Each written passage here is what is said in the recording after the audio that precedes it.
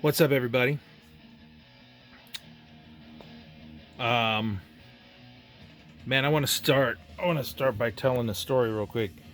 Um, this one real quick is here because I went and looked at my IDW Teenage Mutant Ninja Turtles, and I found that I had 3 issues. This one you're seeing here, which I believe I got in like an AOK. It's number 6. No, I think I got this in like a dollar bin. I saw it and it was a cool cover. And then I looked, and the next issue was issue 51 and 52. And I can assure you that there was no pretense as to why I have these particular. I wasn't like buying these going, Jenica or whatever is going to be in this one, or a turtle. And I was like, I had no thought of that. That just happened to be the 2 issues of Turtles that I happened to have that I added the issue 6 to. Strange. So I was real happy about that. In honor of Hell Rider, I'm going to be just showing this real quick. This is my Ghost Rider run. I'm going to give this Ghosty about an 8, maybe 8.5.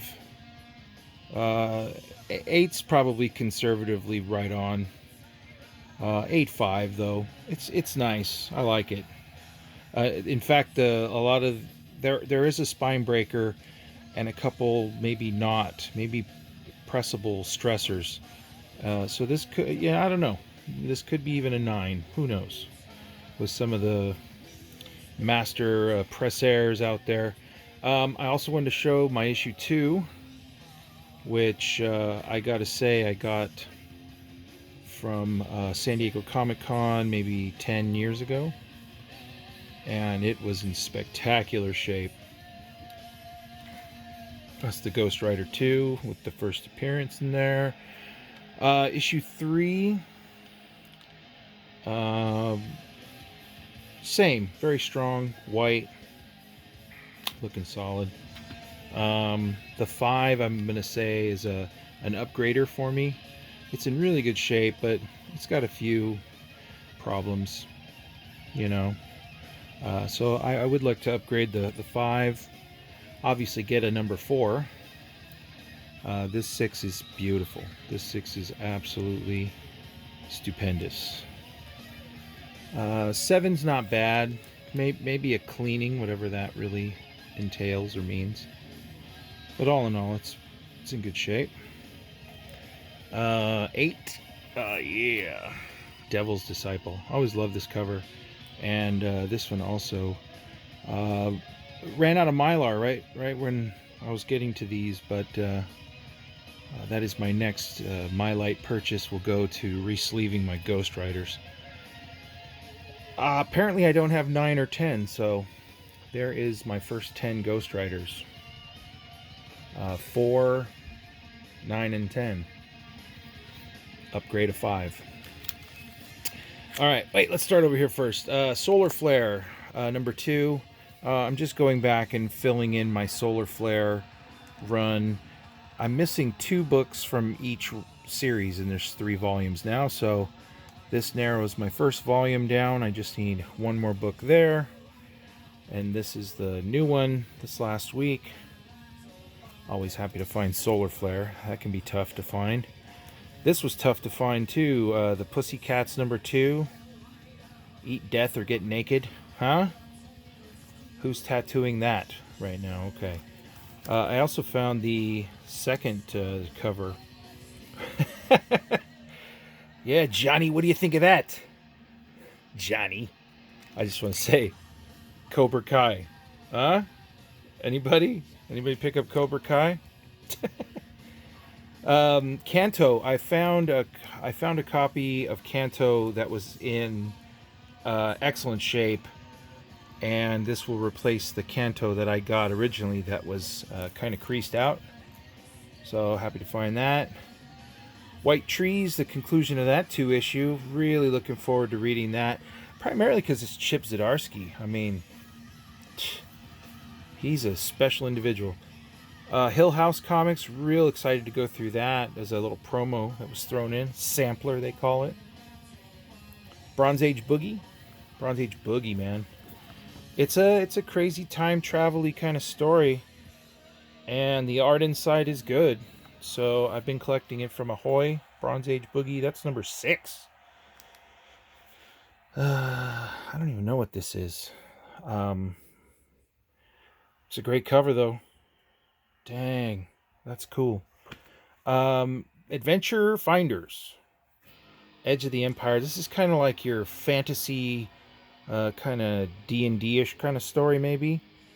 I'm just happy to find these. These were, from Action Lab, and Action Lab tends to have kind of smaller print runs. Planet of the Nerds. I'm not sure if this is it. I doubt it. There's got to be more. But this is issue 5. I've just been keeping up with that from Ahoy. Man, this was so cool. This Gods and Gears from Alterna. Man, that was very cool. Safe Sex number 1. Dowling's art's really cool. Category 0. Once again, just really happy to find these. When I usually get to where I go, there's usually only 1 or 2 copies at most on the shelf. Loved Batman, Teenage Mutant Ninja Turtles, the last few. Wow, the Joker issue. Oh my god. So I'm really looking forward to finishing this latest chapter off. It's just been fantastic. And I'm not, as you saw earlier, much of a Turtles fan. Just really like this cover. I don't have to justify my monkey love. This just spoke to me, man. Not really even, on the Marvel tip, but just like that cover. Here we go with probably my most anticipated Marvel book is Daredevil. Always been a huge Daredevil fan. I have a near complete run of Daredevil, the volume 2. Immortal Hulk with Ross, huh? That's what's up right there. Beautiful colors on the last issue of Punisher, or maybe the last Rosenberg issue. I don't know how they're handling that, to be honest. Both covers of Strange Skies Over East Berlin. The art inside this, really interesting. Kind of reminds me of another book, just simply titled Berlin, in the artwork inside. Very cool stuff. That's the kind of stuff I really like. Dead Eyes. I didn't even open it. Now that I have, that looks pretty good. So, controversy aside, a good book's a good book. So if it's going to be awesome, it is. John McCrae's art inside, in my opinion, has never looked better.